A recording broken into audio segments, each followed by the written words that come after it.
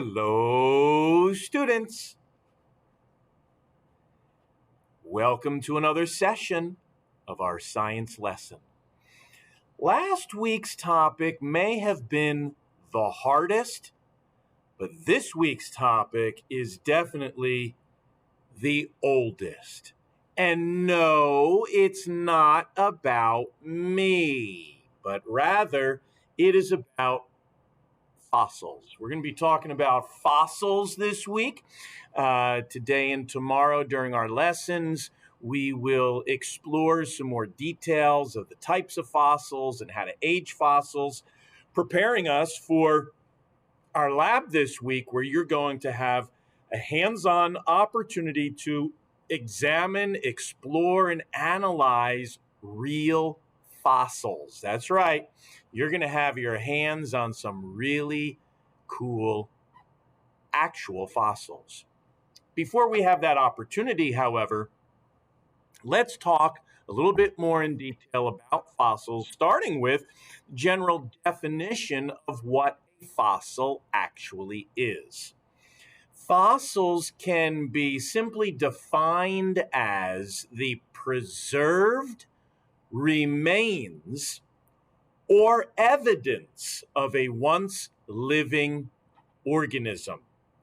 Usually, they're found in sedimentary rocks. And after last week's topic, you should know something about sedimentary rocks. And the reason we say fossils are generally found or usually found in sedimentary rocks is because igneous rocks and metamorphic rocks, as you know from last week, the conditions under which they form are usually pretty severe with the pressure, the heat, etc., that any fossil remains are typically destroyed. However, there are some exceptions, and we'll talk a little bit about those today, in fact. But for general understanding, most fossils that we find are usually found in sedimentary rocks, those that are laid down layer upon layer upon layer.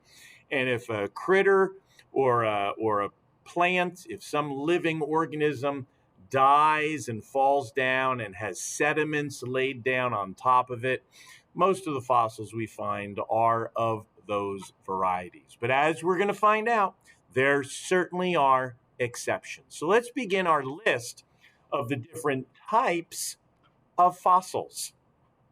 Here's a freaky picture that some of you might actually recognize as Medusa. I believe Medusa is an ancient Greek character that if you looked at Medusa, you'd be so freaked out in fear that you would turn to stone. Or in other words, you'd be petrified.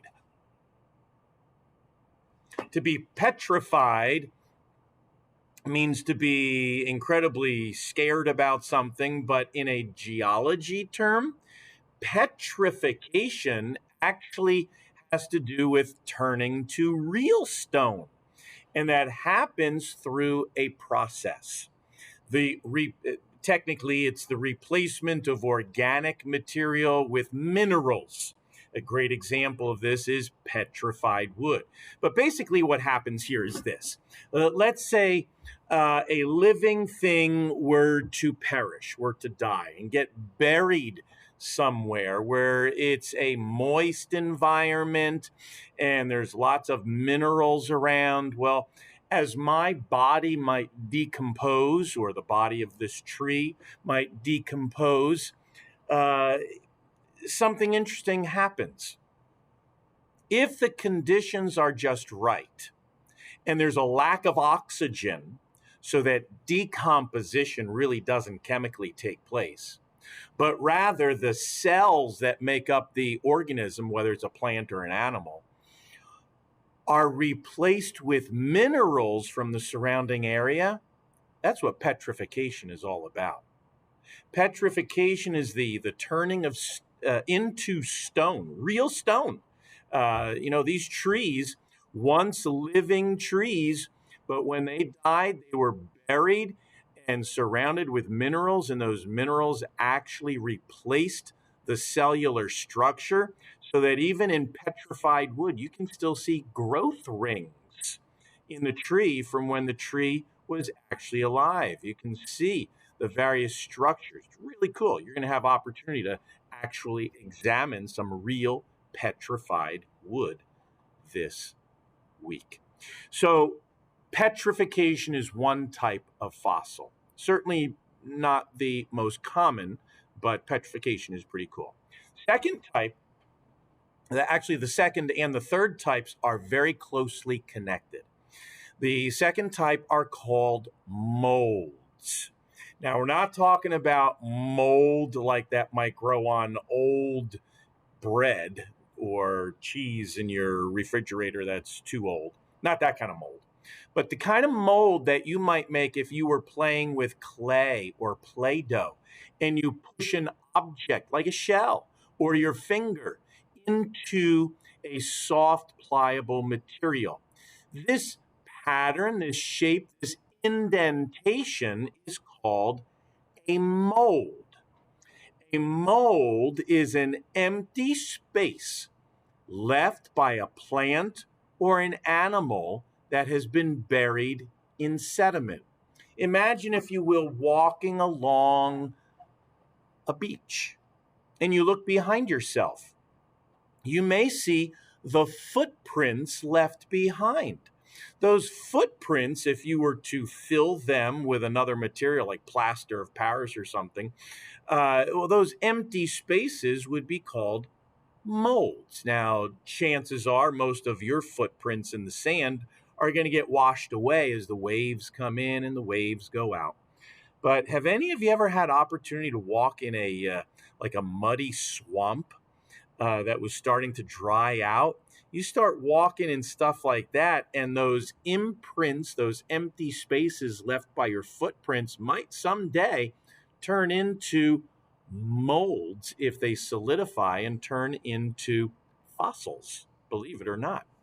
Now, I said number three here was very closely connected because here's the deal. Number three, the third type of fossil, are called casts. Now, kind of in a similar way, if you've ever seen someone with a broken hand or broken arm and they get a cast wrapped around them, a cast is a filled in mold. I mean, if we look at this picture here for a moment, this would be a mold, an imprint or an empty space left behind in soft sediment. But if another soft sediment were to be squeezed into that lower layer of the mold, it would form a cast. Now, a cast is not actually the organism, but it's just, as we said here, a filled in mold. So look at this picture on the right-hand side. Here we have, all the way over on the right, this is actually a dinosaur footprint. This is the footprint of a dinosaur. And if this were made in a muddy area and that muddy area solidified and turned into rock, and then maybe there was a flood afterwards and more sediment filled over top of this mold, the layer on top of it would become a cast if it were to solidify. In fact, these two rocks here were casted together, were formed together like layers of a sandwich squeezed together. And if you take apart the layers, this would be the bottom layer with the mold, this would be the top layer of the cast. These are also examples of casts or fossils made from filling in a mold. Here's a great diagram. You can see this in your book, but the bottom layer here would be considered the mold. Here's the shape that is initially formed from an organism or some type of an object, and the cast would fill it in. Every time I see this, if I flip it around, I think this is a gigantic Hershey's Kiss. Oh, a chocolate kiss. Wouldn't that be nice? The kiss is like the cast. And my mouth that the kiss goes into, my mouth would be like the mold. I open up the mold and let the cast come in. I open up my mouth and let the kiss come in. Hershey's Kisses. Yummy, yummy, yummy. Anyway, that might help you remember which one is the mold and which one is the cast. Number four. Number four are called imprints. And I have a number of really good specimens of imprints. In our neighboring state in Pennsylvania, there are lots of shale deposits with great imprints of leaves, like these examples here. Oftentimes, imprints are fossils of leaves. And these are actual fossilized leaves. They get sandwiched between layers of sediment, and over time, they leave these, well, imprints. And oftentimes, the only kinds of fossils that leave evidence of soft material like leaves are imprint fossils, because there are no real hard materials that make leaves up in the first place. So here we go. An imprint is a soft body impression in sediment. In some ways, you might even think of them as a cast or a mold, but not really, because they're soft body impressions. They're not made by hard exoskeletons or imprints from, or rather, impressions from uh, larger organisms like footprints and so forth. But imprints, soft body impressions in sediment. And again, leaves are a great illustration of imprints. Fossil plants, complete plants, leaves, ferns, much of what we know today about plants that lived long ago are because of fossil imprints that we have discovered, observed, and analyzed throughout history. So, imprints, great example of fossilized plants. But now let's get into some more interesting ones. This one I find the most fascinating type of fossils, and these are called preservation fossils. If you look at this picture here, you could all tell me what these are pictures of, right? Yeah, not daddies, but mummies. These are mummies. And the process of mummification, and I'll show you a mummy in the classroom during the lab this week. I'll show you a real mummy that we made in the class years ago. But here is a mummy. A mummy are the remains of an entire specimen that preserves both the hard and the soft parts. Now, generally speaking, in ancient Egypt, they perfected this process of mummification, where they put a body of a pharaoh or another important individual, perhaps. They removed all of their soft internal organs, all of their juicy parts, and put the rest of the body into a vat, essentially of a type of salt called nitrine, I think it was. And this salt removed all of the excess moisture from the body. And by doing that, it preserved the specimen.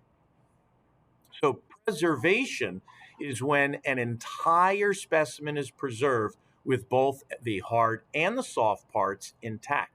Now, this individual here is not an Egyptian mummy, but rather this was a Stone Age dude who was hiking across the Alps, the current day Italian Alps, I believe in the province of Otzi.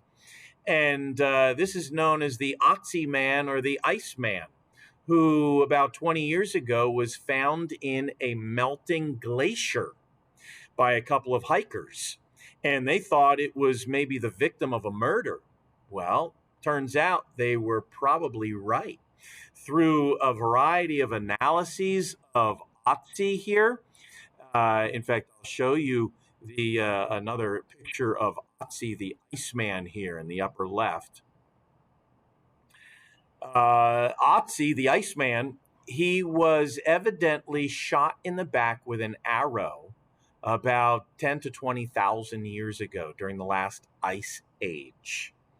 And he started climbing away and unfortunately didn't survive, fell down in some snow, was buried in snow that eventually became a glacier for thousands of years until that glacier started to melt and we found him.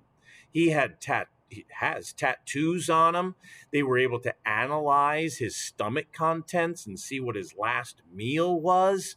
He still had clothing on and shoes. It was incredible. If you're curious about the Iceman, just Google him and you'll see all sorts of other information about the Iceman or Otzi the Iceman. But in today's day, as we are experiencing global warming, in the Siberian part of Asia, we are discovering every day new mammoth discoveries. And I mean that both figuratively and literally because these woolly mammoths of the last ice age that were buried thousands and thousands of years ago are being uncovered now through the melting of the permafrost in Siberia.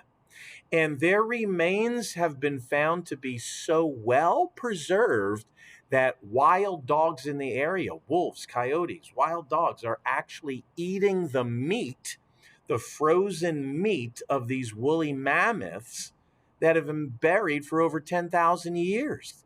That's how well preserved they are. Scientists who are uncovering these and drying them out still have uncovered the stench of the odor of the rotting flesh from so long ago. It's unbelievable. In fact, there are groups of scientists. There's a group of Japanese scientists right now who are working on trying to extract the DNA from the cells, these frozen cells of the woolly mammoth, in order to bring to life almost a real Jurassic Park environment. Yeah, they're trying to bring back this extinct species. Now, think about that for a moment. That's pretty wild. Trying to bring back an extinct species of woolly mammoth. Would you go to a zoo that had woolly mammoths roaming around in it? I bet you would. I would too.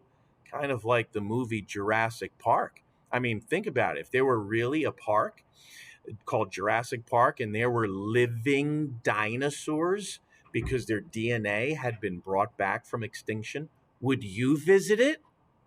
I got to be honest with you. I think I would. I'd be intrigued. That would be pretty cool. But did you watch the movies? I mean, think about that too. It could be really, really frightening. Just the thought of bringing back extinct species. Maybe there's a reason why they went extinct. Maybe we shouldn't bring them back. That might be a good question for us to discuss later this week.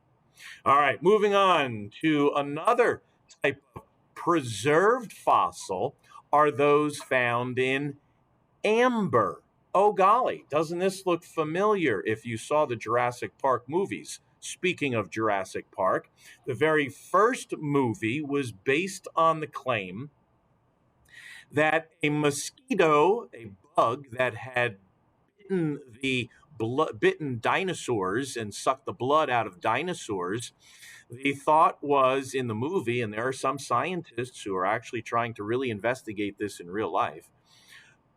Imagine if the DNA of those dinosaurs is in the blood found inside the body of a mosquito that, after biting the dinosaur, was trapped in sap, tree sap. And the tree sap helped to embalm basically the mosquito or the bug. And that sap became fossilized, turning into amber, which is what happens. We have plenty of amber fossils with insects in them. But imagine if you were able to extract the DNA from them and find dinosaur DNA. What could you do with that?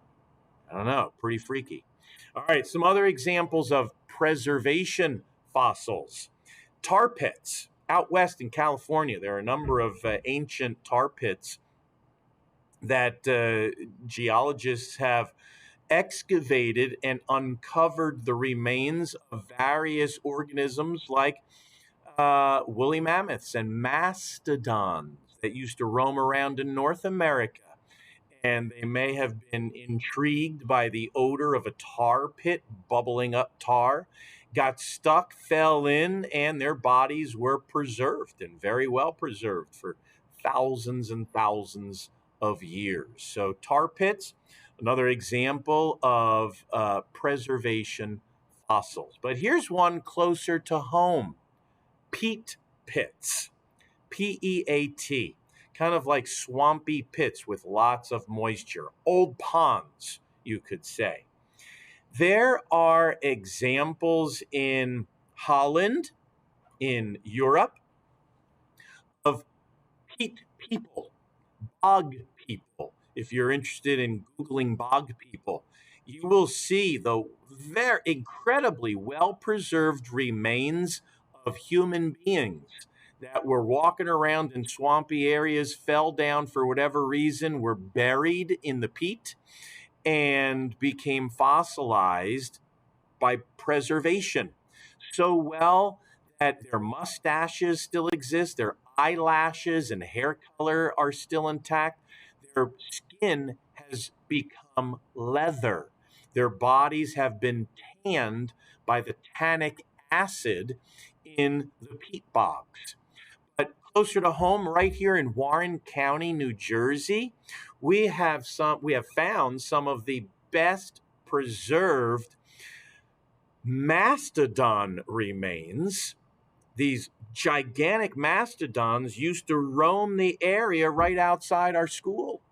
And these mastodons right here in Warren County, some of them, a number of them, fell into these peat bogs. Their bodies became preserved. And in fact, in the 1800s, the best preserved mastodon remains were found right here in Warren County, New Jersey. In fact, it is on display at Harvard University in Cambridge, Massachusetts, and is known as the Cambridge Mastodon.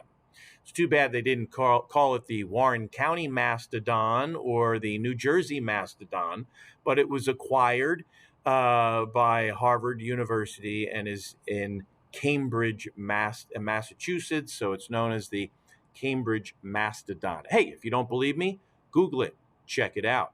And so let's summarize all of these different types of preservation fossils. Again, I think these are the most fascinating, where the entire specimen is preserved, but they are preserved through freezing, amber, tar pits, peat pits, and let's not forget, the first one that we talked about, basically embalming, mummification. I should have added that to the list, but mummification would be an example as well.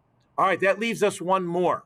Although I find preservation fossils to be the most fascinating, I find the last one to be the most interesting.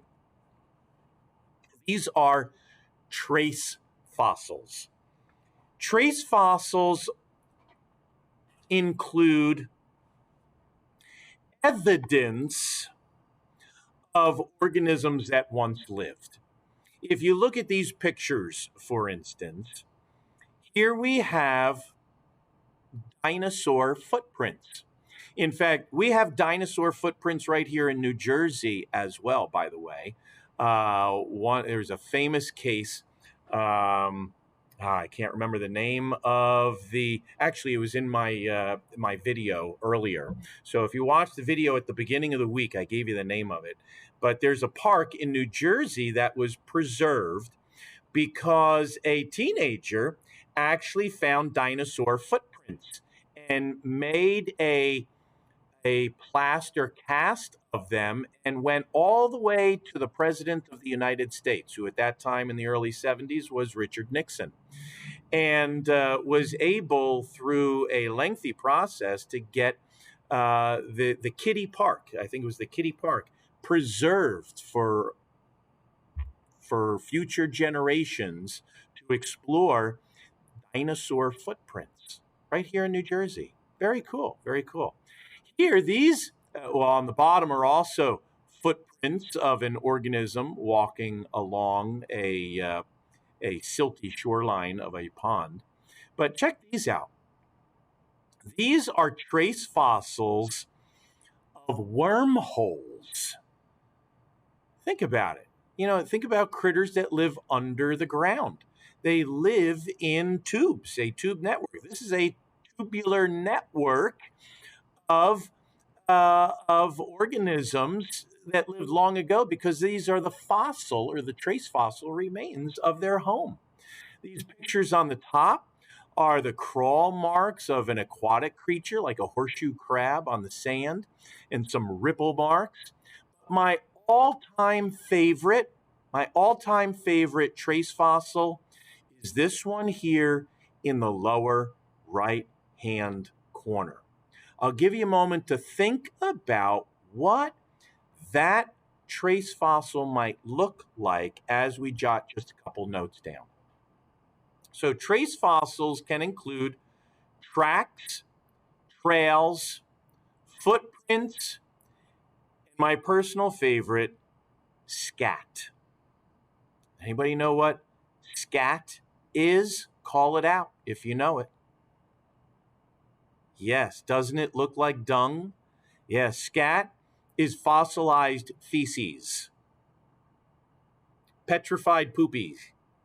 You can call it what you wish, but you can actually learn an incredible amount of information about examining fossilized scat poop that has been turned to stone.